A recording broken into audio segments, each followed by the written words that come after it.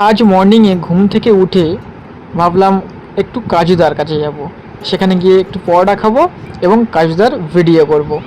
কাজুদার video এখন প্রচুর viral এবং কাজুদাও বিশাল ভাইরাল এবং ভালো একটি কন্টেন্ট করে নিয়ে আসবো ইউটিউবে ছাড়ার জন্য বা ফেসবুকে ছাড়ার জন্য, ভিউজ আসার জন্য।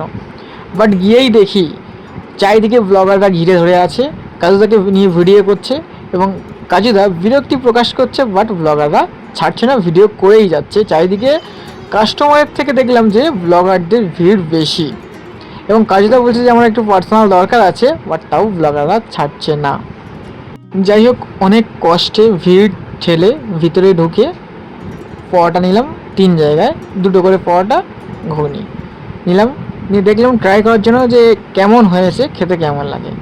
তো পরোটা ঠিকই আছে, বাট তরকারি যেটা তুলছিল, ঘুগনি ছোলা মটর কাবলি ছোলা দিয়ে যেটা করেছে, তরকারিটা খুবই পাতলা, দেখেই মনে হচ্ছিল যে অতটা ভালো হবে না। বাট পরোটা নিলাম এবং খেলাম। খাওয়ার পরে দেখলাম যে পরোটা হোক কিংবা ঘুগনি তরকারি যেটাই বলুন, আমার অতটা ভালো লাগেনি।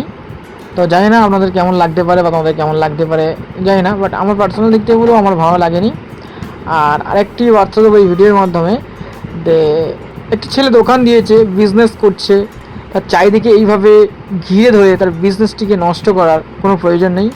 অবশ্য ভিডিও করা হোক এবং তাকে সুযোগ দেওয়া হোক বিজনেস করার জন্য, তাকে সাপোর্ট করা হোক।